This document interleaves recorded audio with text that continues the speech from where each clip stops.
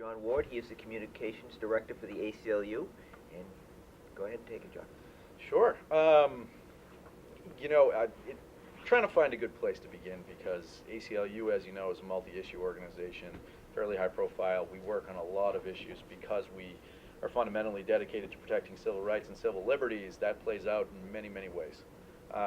My job, I'm sort of situated in the organization in charge of all of our PR. My department is really set up to do a multi-channel communication strategy. Like most modern PR departments, we do social media, we do membership communications through direct email, and then we do a tremendous amount of PR. We're pretty aggressive with our PR. It's helpful that we have a fairly large platform at this juncture. But really what we decide within the organization is, among all of the issues that we're presented with, is how to establish a narrative for the organization that works and how to message to each of the issues that we're working on. So on any given day, we could be dealing with criminal justice reform, we could be dealing with immigrants' rights, federal litigation that has to do with due process and sort of illegal detention of undocumented people. We could be dealing with voting rights and voter suppression, LGBTQ issues and trans rights, technology and algorithmic justice. So it's a really fairly broad set of issues that we're dealing with. The organization, generally speaking, approaches civil rights and civil liberties work through what we call an integrated advocacy strategy. Really, I think people associate ACLU mostly with the litigation we do. We have a very robust legal department. We litigate in state court and federal court as well. You'll see us at the Supreme Court occasionally. Hopefully it's going to go okay in the next few years, given who SCOTUS is comprised of at this point. So we've got our traditional litigation, and again, the litigation focuses on areas where we think people's rights have been really fundamentally shaken or impinged on, and we try to bring justice to that through litigation. We also have what I'd call a political advocacy strategy. We have lobbyists and folks that work with legislators, Congress people, and work in the State House and try to shape policy, again, from municipal level all the way up to federal level. And the policies that we try to shape really are about expanding equality and strengthening people's rights. We also have our field team that does a lot of field organizing, get out the vote efforts, a lot of what I'd call grassroots political organizing. So in all of that, and then we have institutional partnerships with a bunch of organizations depending on the issue that we work hand in hand with and to advance our advocacy goals. So not only do we have a bunch of issues that we're working on as they relate to civil rights and civil liberties, we have a bunch of sort of individual strategies, but we try not to silo them. We try to sort of establish broader sort of high-level goals and drive forward. The PR challenge, of course, is given the volume of issues we're working on, how do we make sure we have a consistent brand and consistent messaging that makes sense across the board? So, as you know, given what's happening on a federal level and given who's in the White House, ACLU in the last couple years has risen to a degree of prominence that it's never had. We happen to be uniquely positioned and situated to take on a lot of what we would think of as a rollback on people's rights on a federal basis. We're challenging the Trump administration in the court on a variety of issues. That has given us a sort of platform when it comes to communications like we've never had before. Our membership has expanded by, I think, it's quintupled or something like that. With those new resources comes obviously an expanded degree of responsibility. From a public narrative standpoint, from a PR standpoint, really another challenge is, with the news cycle being what it is, with all the dumpster fires that are happening in Washington, D.C. on any given day, how do we make sure that our message is urgent, but that people are not burning out, and that we're inspiring people to be hopeful in the face of great fear? And it's tough, and you don't always get the perfect narrative out there. But generally, my philosophy when it comes to PR is think clearly about what message you're trying to get out there. Does it help advance your long-term strategy? And in the short term, are you staying relevant? We both do, as you can imagine, a lot of reactive press because people see us as issue area experts, but a lot of proactive press as well. The way I've designed my department is that I have someone who's really what I'd call our main press relations specialist and does a lot of content production. I have a social media and online communication specialist. They work on all of the online content, Twitter, Instagram, all that stuff. Then I have a membership relations person that does all of our emails that go to our 100,000, members in Massachusetts, and someone who does all of our analytics for us. I also have a high-level press strategist that's a consultant that helps me think about long-term strategy and does high-level press placements. It's interesting, we have to make really significant choices just around bandwidth when it comes to what sort of press we're responding to. We work with big national outlets from network news to CNN to MSNBC, New York Times, and whatever. We work more often with stringers from AP and Reuters and the Boston Globe, and we do a bunch of local news as well. I think an interesting phenomenon in looking at our analytics is, despite the fact that people are paying really close attention to what we're doing federally, in federal court, because it has national implications and international implications, really, particularly when it comes to immigration, a lot of people are really paying attention to what we're doing locally as well. There are interesting spikes you can see in our visibility. For example, I was just doing a podcast. I came from doing a podcast with a journalism student here, and I was saying it's kind of remarkable. While everybody's talking about what ACLU is doing in relation to the Trump administration, there are two major drug lab scandals in Massachusetts recently, and ACLU litigated to have the cases that were affected by tainted evidence in those drug labs vacated. We secured vacatures, something like 36,000 separate charges or 40,000 separate charges for 20,000 people. That was huge news. And in Massachusetts, making that news and centering it in a broader discussion around the criminalization of addiction, around racial justice, around criminal justice reform, and really connecting the thread to the larger narrative that's going on right now about people's rights, about equality, about racism, generally about who we are as Americans is really important, and not letting people lose sort of the broader picture by what you're doing here locally. What we often do in our comms department is tick down our massive agenda about what's happening in the moment, but really look at, are we advancing our long-term strategy through cogent narrative? Are we sending out the same messages consistently over and over again, but freshening them as we go? So that's sort of that's what I do, how I'm situated in the organization. It's a lot of fun. It's really stressful. There are big ups and downs, but at the end of the day, I think the most fulfilling aspect of it is that the work we do really affects people and people's lives. And we were just having a conversation about, we were talking about technology and surveillance and algorithmic justice and the rest, and sort of aggregating data and figuring out what the stories are and these sort of sweeping data pulls around criminal justice or immigration or whatever it might be, because we do a bunch of data stuff. Finding the human narrative at the center of it is always the most important. You cannot tell a story about a big problem without finding individuals who are affected by it. And I think for every story or for every issue that we deal with, centering it on the human beings that it affects is really the most effective narrative that you can put out there. People relate. People want to relate to other people. They don't see themselves in numbers. They see themselves in faces and stories. So that's been a big sort of push. I also have to say, my job is made a heck of a lot easier by the fact, and we were just having a conversation about this as well, though I'm in charge of PR for the ACLU, I personally don't do a lot of press. I speak to reporters all day long. I speak to producers all day long. We have several different documentaries that are being made that feature our work with Netflix and the rest. But I don't go out there in my strategy. Some PR folks are different. I don't go out there and talk to the press personally myself. Because who am I at the end of the day?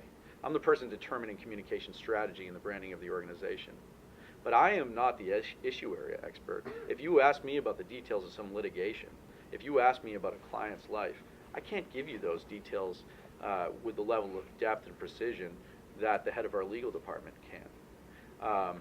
I'm lucky in that we have really talented communicators on staff, and I've really pared down who's allowed to speak to the press, who I let speak to the press, but really it's our executive, our head of legal, our head of our Technology for Liberty program, the head of our racial justice program, and the head of our immigrants' rights work.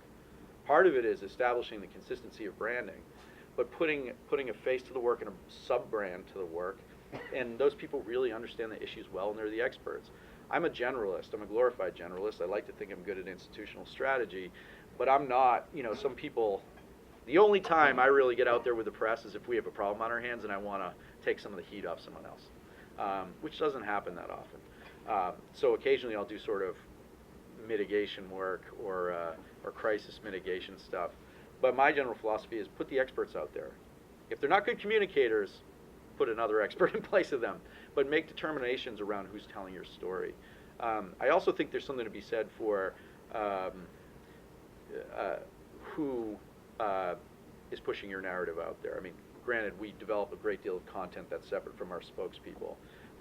But as I was commenting, I'm not middle-aged yet, but I'm like a bald, straight white guy. Like, is it important for me to be representing the ACLU given the breadth of issues that we have that affect women's rights, immigrants' rights, racial justice, and the rest, to have some like dude that looks like me and talks like me going out there and representing those issues? No.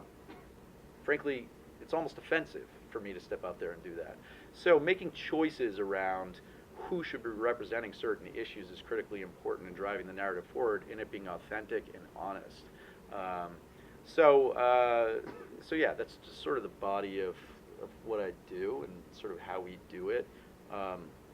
Anything you want me to touch on, generally speaking, when it comes to issue areas or, well, I guess work generally? I'm a little curious about the press strategy, and you had mentioned the drug testing cases. Yeah. But I'm also just kind of curious about sort of where you are sort of proactive in getting the word out versus reactive when the press is calling you about different stuff, and how does it sort of break down? And yeah, so mostly, so if there's an issue we're currently working on, so we have larger institutional goals. What are we really going to focus on for the next 5 years? Is it going to be criminal justice reform?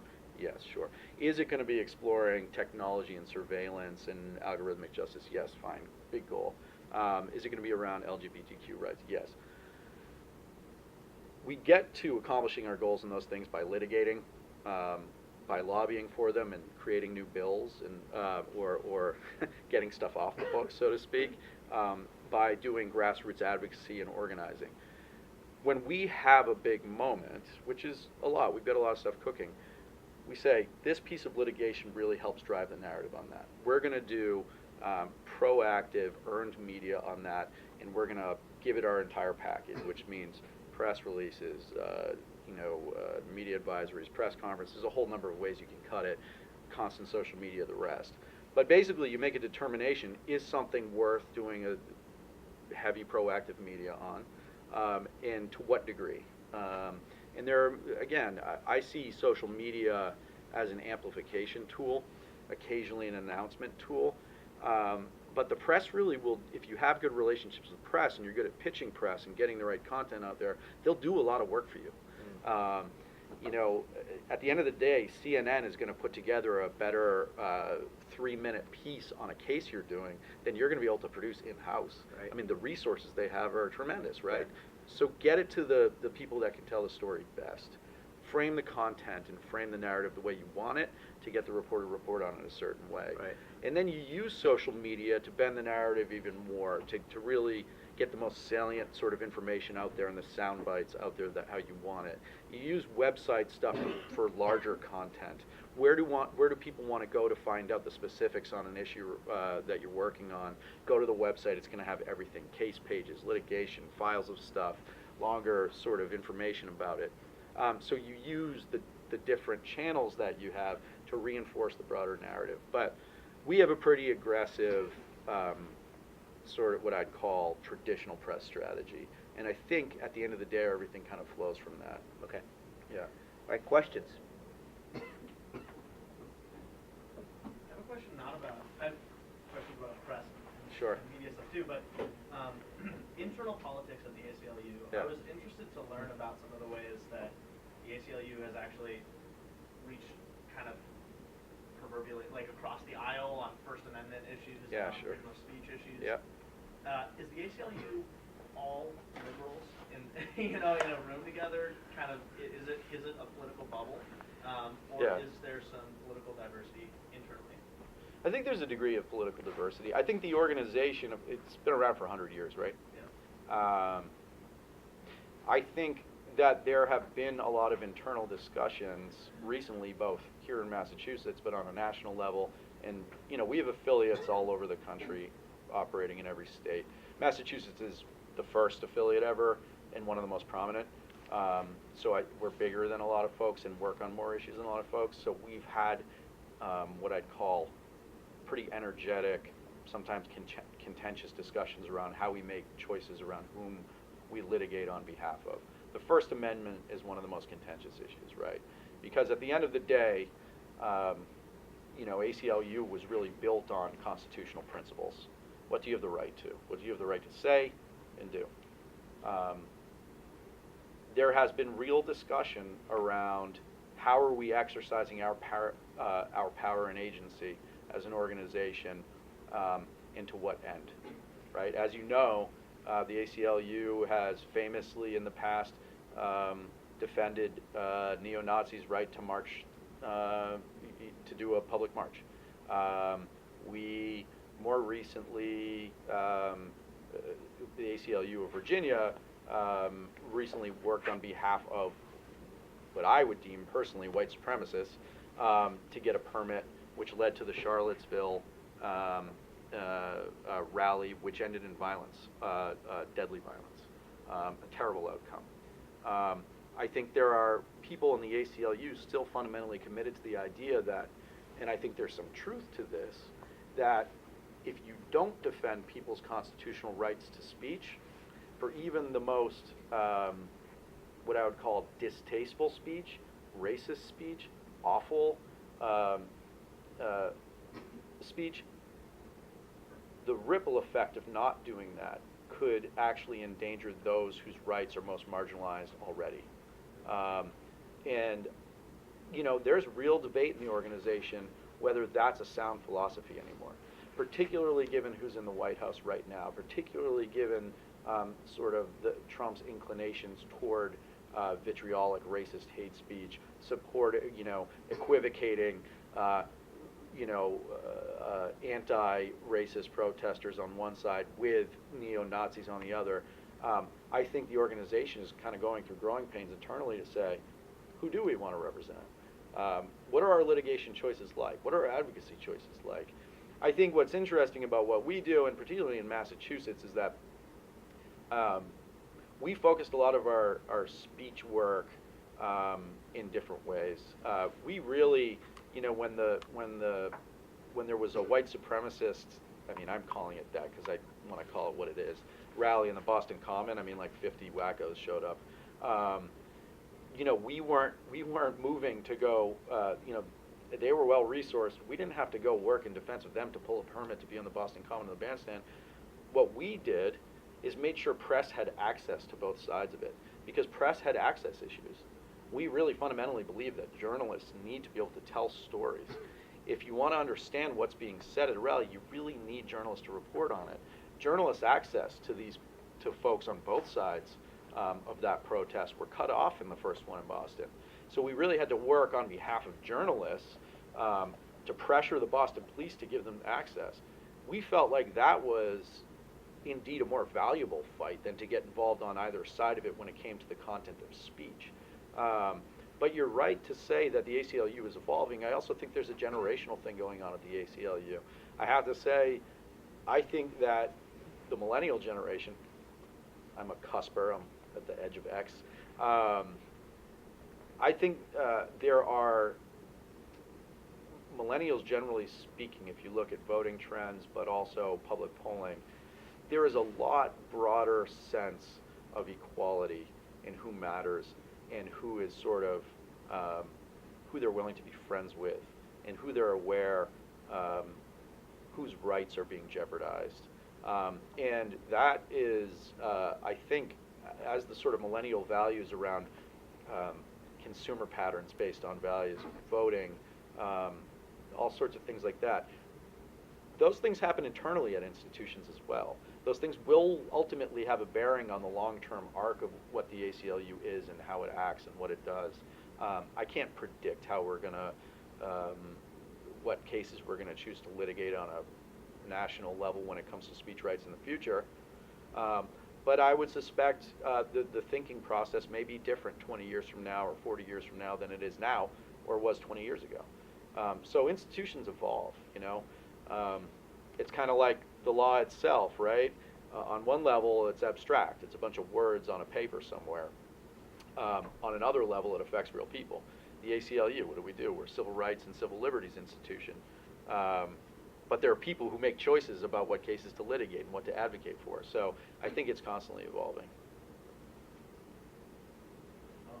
I have two questions. One question is regarding how sometimes in PR you team up with different brands which might not represent your brand as an individual, but also, you know, for some reason that gives it extra mileage, the brand.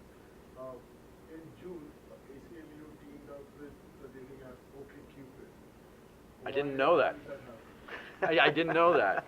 OkCupid. Yeah. Tell me about it. That sounds interesting. I knew nothing about that. So, for example, in OkCupid, when you ask the questions and you set up your account, you have to answer very serious questions compared to other dating apps. Sure. So apparently, ACLU teamed up with OkCupid to make, you know, like immigrants and justice lovers meet each other. They say Interesting. Spike in the politics. It's like an affinity group. Yeah, that's interesting. But why would somebody in PR or something do, you know, like, Do something like that? Yeah. Well, for me, that sort of stretches beyond the bounds of traditional PR. I think you're entering into what's sort of traditionally considered marketing, right? Sure, I think the crossover marketing it's interesting in an institutional structure that's a nonprofit. I think marketing sort of lives between public relations and development work, fundraising work. And for me, that's interesting. It's almost like native content, right? So there's a degree of like subliminal pushing of ACLU's brand. But I think likely what was made internally as a decision, this is total speculation on my part because I wasn't involved in that, is, well, we think that OkCupid users, given the general sort of profile of OkCupid users, might have a degree of affinity for the ACLU. Why don't we see if we can sort of spotlight ACLU in some way? I think it's interesting. I think you got to be careful around institutional integrity and who you're teaming up with. A short-term sort of bump that you get from being a question on an OkCupid profile test, I think has the risk of diminishing the seriousness of your organization, right? Like, we have brilliant lawyers that litigate in the Supreme Court, and then there's ACLU, are you an ACLU fan on OkCupid? You know, I'm not sure that's those things align that well on their face. I think deeper down, what it's getting to is the generational question around people's affinity. And I think the ACLU traditionally has had an older donor base, but now has this influx of younger supporters, and sort of tapping into the market spaces where those younger supporters spend time and exist and live, is probably what that was an attempt to do. And the second question is, so the ACLU, the same month, June, ACLU filed a case in Manhattan or New York against the 2020 census, asking a question for citizenship that could put immigrants in a very delicate position, kind of, you know, asking Sure. stuff. Could you tell me more about it? So I'm not familiar with the details of that litigation. What I think it amounts to is congressional representation, and the amount of money a district gets based on the size of the population is, the census is used as a device to gauge the size of a population, and therefore a whole number of political, institutional, and financial things come out of that. I see on the right an attempt both when it comes to things like the census, and when it comes to things like voter rolls, purging voter rolls, or when it comes to basic immigration policy. The right making a concerted effort to say, this group of people belongs and shall be represented and shall exercise some degree of political agency, and this group of people shall not have a voice, should either leave or shut up. And I think that's part of a broader strategy on the right, which is trying to divide the country, trying to divide who lives here, who contributes to our economy, and sort of blame the problems of the country on the other, whether it be immigrants, or someone with a different color skin, or someone who has a same-sex marriage or chooses to identify as they. I think there's a concerted effort in Republican rhetorical strategy and then real sort of policy implementation around narrowing the amount of people who count in this country, quite literally sometimes, but also when it comes to their political agency. And the ACLU is pretty committed to saying, hey, let's cut the crap here. This is ultimately about equality and human dignity. This is about making the government work for all people. And we're going to litigate the hell out of this to make sure that those rights are expanded and that people are counted and that they do have a voice and they're taken care of and their kids matter and that families get to stay together and that people can marry whom they choose. For every one of those, you also have us litigating cases in Ohio where the Trump administration is essentially trying to purge voter rolls of black people. Oh, sorry, there's something spelled wrong on your registration. You're out. I mean, it's voter suppression. It's suppression of people's political agency. Yeah, it's funny you mention that because just now in Georgia, a bunch of senior African-American citizens were basically on the technicality, which they couldn't take the bus to polls because of this very bureaucratic rule. Mm-hmm. But the main point clearly is they want black people voting. Yeah. Oh, absolutely. And why? Because it doesn't favor them in the elections. It harkens. It's scary because it harkens back to the Jim Crow era, right? I mean, I don't want to misrepresent the Trump administration and sort of raise the specter of fascism that it often can be labeled as in a way that's inaccurate. But if you look very closely, and I'm in PR, so I'm looking at it from a communications lens and a public relations lens and a political lens, not talking about sort of the detailed policy.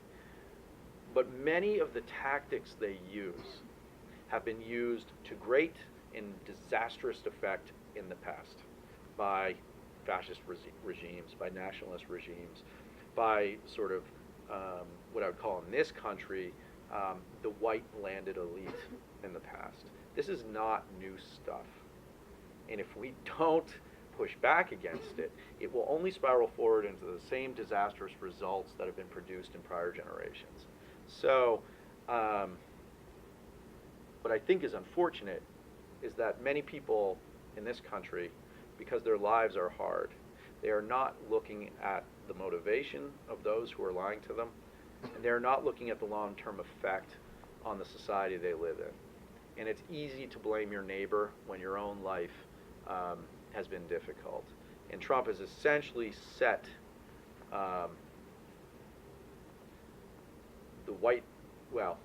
large portions of this country, white portions of this country, against those who look and act and talk and make lifestyle choices that are different from them. And that's a really dangerous thing. But I still have hope that we're sort of bigger and better than that. I have a hope in a lot of I look at the young people who work for me. It's about as diverse of a group as it can get. They're upset by what they see every day, but they're inspired to do something about it, and that bodes well. Is even something like, talk corporate stuff for a second. Is it opportunistic for Nike to start selling Kaepernick jerseys again? Yeah, sure, they're going to make a bundle on it. Would I rather they do that than jettison Kaepernick like the NFL did? Yeah, I would. I would rather they make some money on Kaepernick, but Kaepernick makes some money on them, and meanwhile, he's being celebrated as speaking up for what he believes in, kneeling down for what he believes in. So even the market contains some basic democratic decision making that I think the millennial generation has had a huge influence on. So I'm hopeful about that.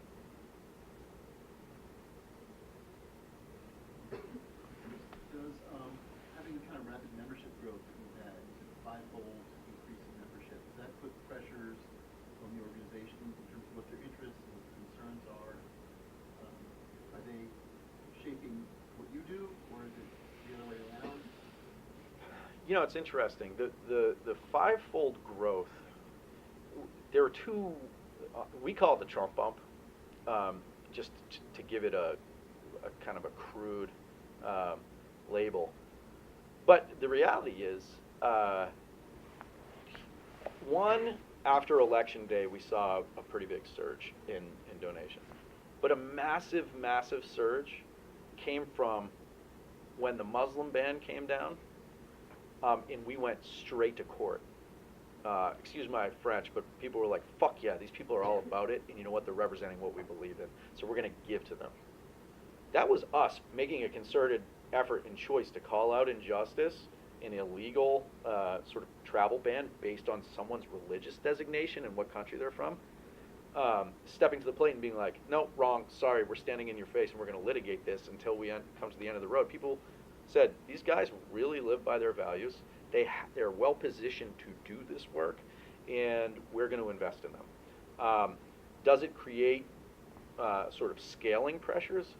Yes. But are the needs that we're responding to perhaps greater than they've ever been? Yes.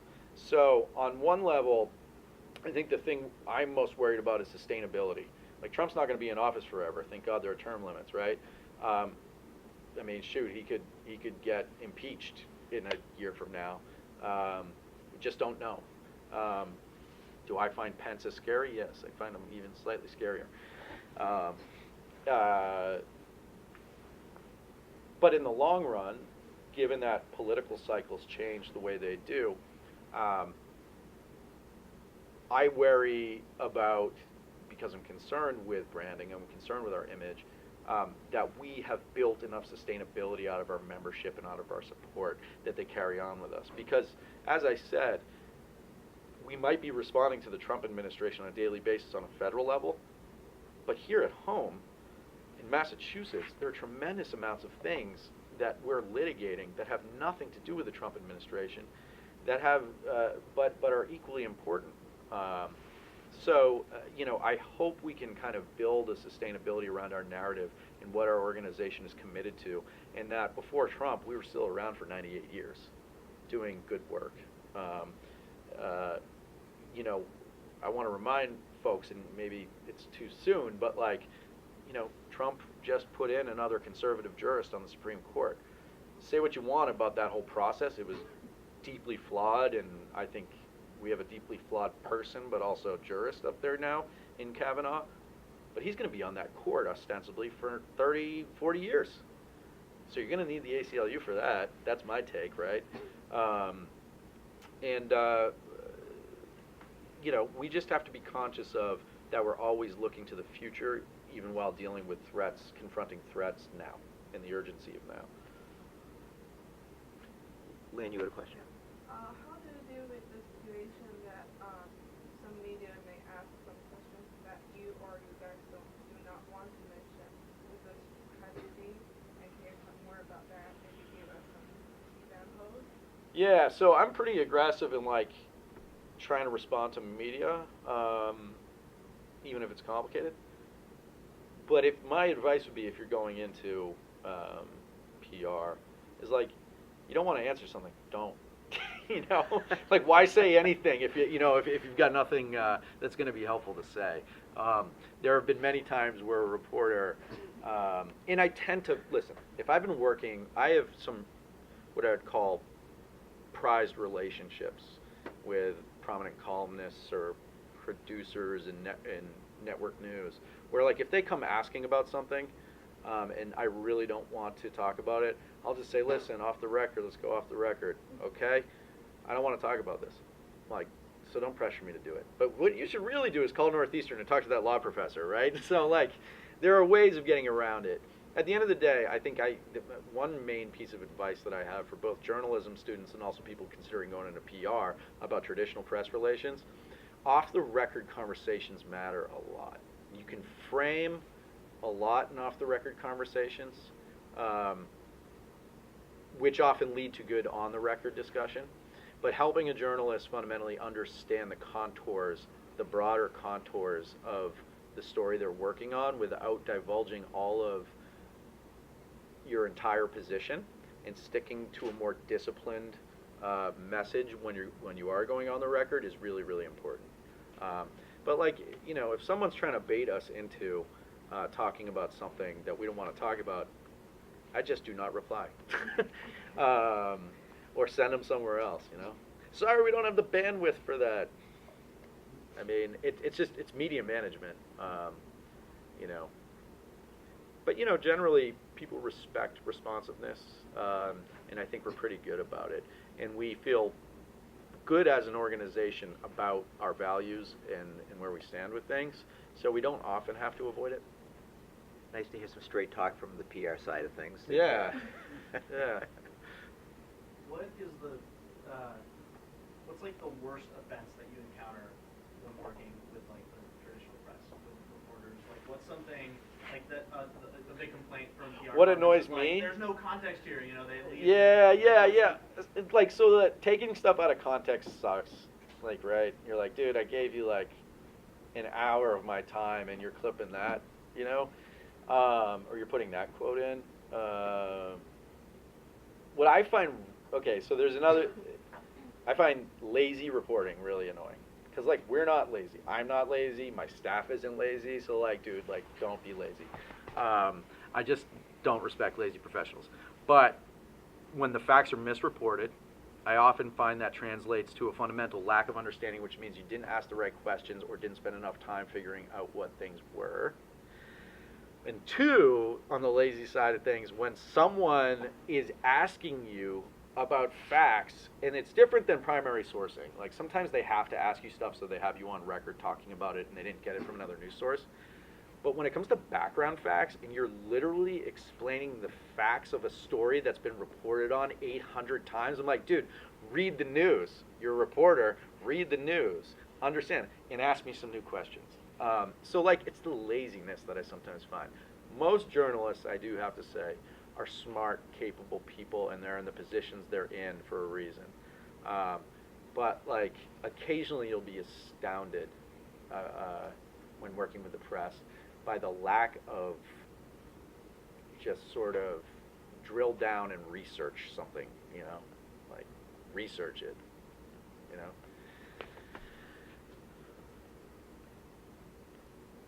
It's not particularly a question, but I just want to say that when you mentioned about how there's so many things going on in a state, like for example Massachusetts, that has nothing to do with the Trump administration, but focuses on specific questions that need to be addressed irrespective of whatever administration there is.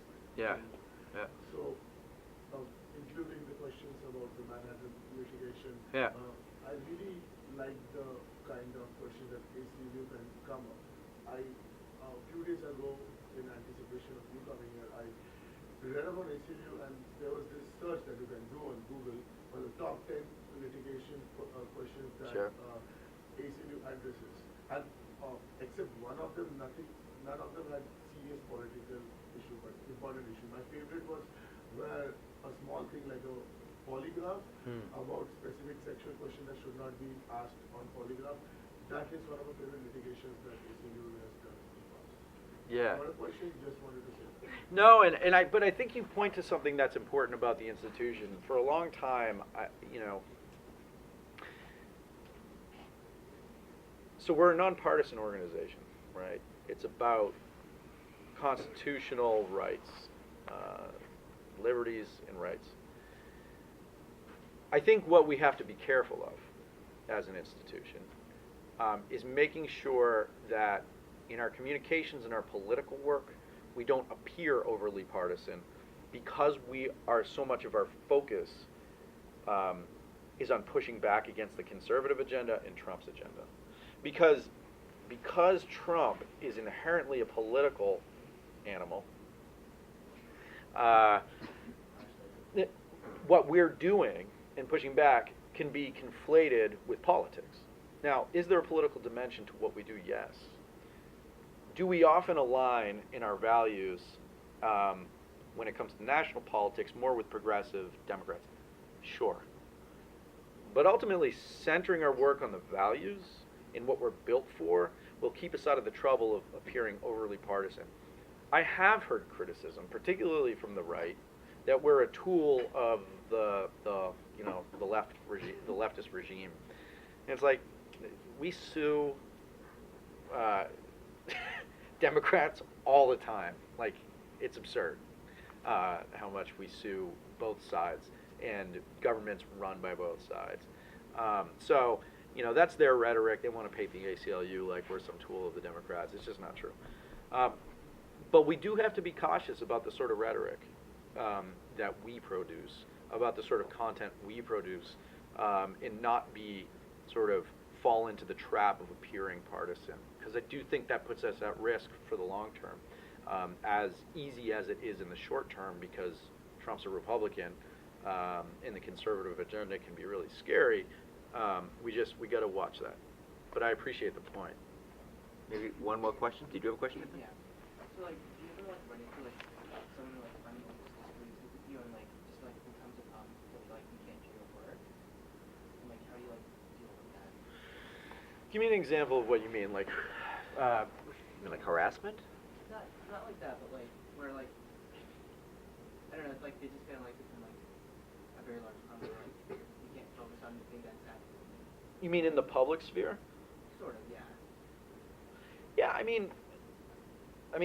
think, and tell me if I'm taking this question in the wrong direction, or taking my answer in the wrong direction. There are always detractors for our work. Litigation requires an antagonistic relationship with someone.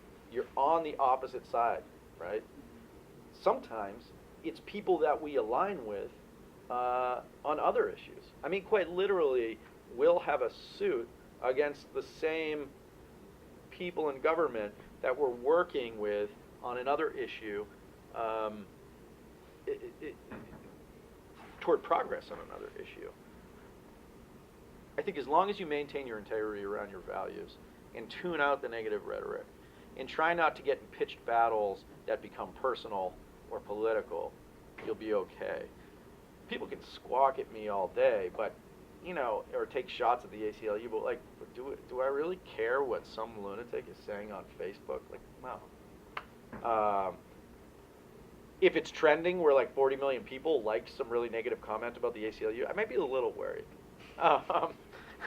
But the fact of the matter is, you kind of got to tune in, pay attention to all of it, and tune your message the right way. So, All right. Well, John, thank you very much. That was great. Thank you guys. Appreciate it.